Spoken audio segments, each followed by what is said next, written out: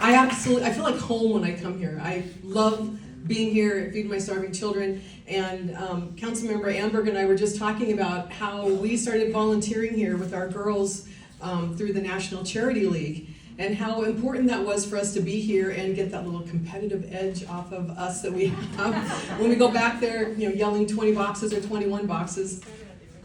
Yes, we started at the original location in Tempe. So we've been here a while. So I want to say on behalf of Mayor Corey Woods, Councilmember Amberg, and the rest of our council, I just want to say thank you, and we're so glad that you're back in Tempe. I will say that one of my experiences, because we loved it so much when we bring my daughter here with National Charity League, we started bringing my boys here. And my youngest, Eric, and I'm going to point out his name for a reason because I've got a picture I want to show you, or a few pictures.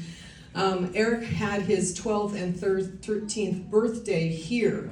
What we did with our kids, my daughter chose to work with pets and have Humane Society, but we would tell our kids, if you asked your friends not to bring you gifts but brought you a donation for something or some place, that we will get you your big birthday gift instead. So we would bring our kids here with their group of friends. We would do packing with the kids, and then we would go to get pizza or go back to our house to get pizza. And then the kids, instead of gifts, they would bring quarters in those M&M rolls that you guys used to have. The kids would bring back quarters in those M&M rolls, and that was the donation for here. So this has not only been something I've done with my daughter, but something we also did with our other kids and other volunteer organizations like my church.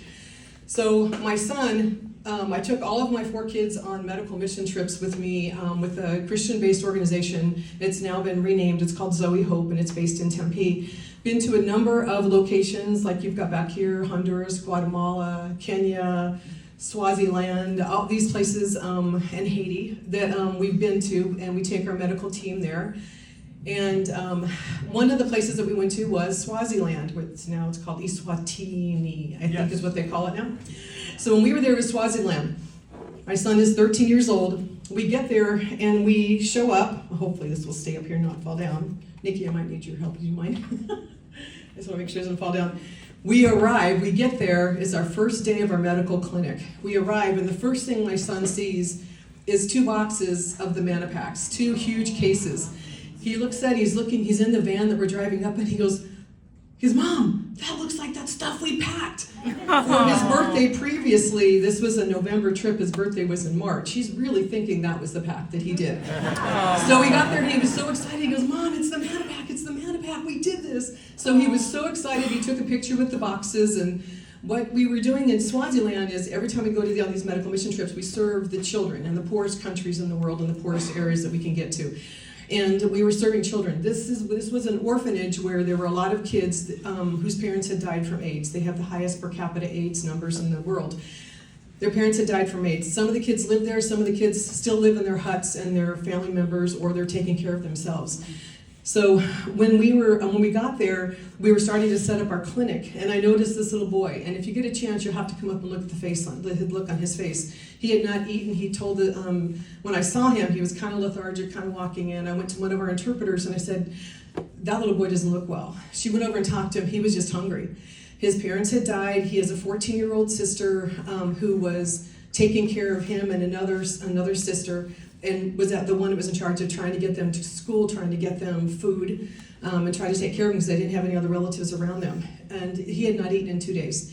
So we were able to get him the manna, and somebody else had brought, I think it was Nutella, and they were giving him some of that. So this lethargic boy that we saw in the morning, later on we started doing our clinic and got our clinic going, and all of a sudden I saw this thing go right by me. It was this little boy. He had got his energy back, and he was smiling.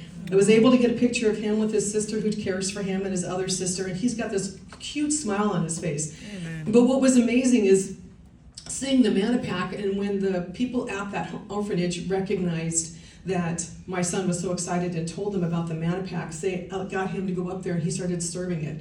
They put it in this big, huge vat, and they serve it.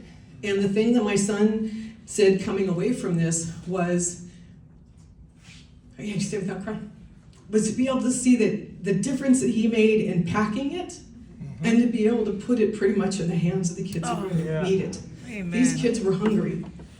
Another location that we went to later on in the week, that was their only meal.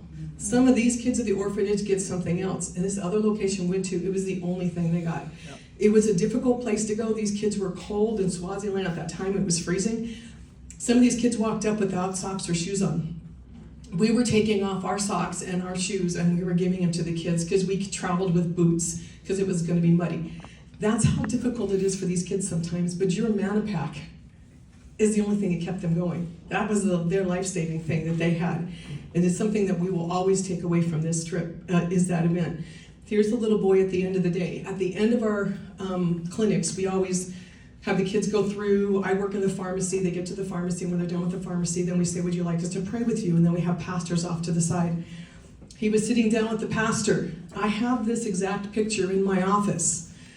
And it has no writing on it, it's just a picture. The picture is there to remind me that God works incredible ways in all of us.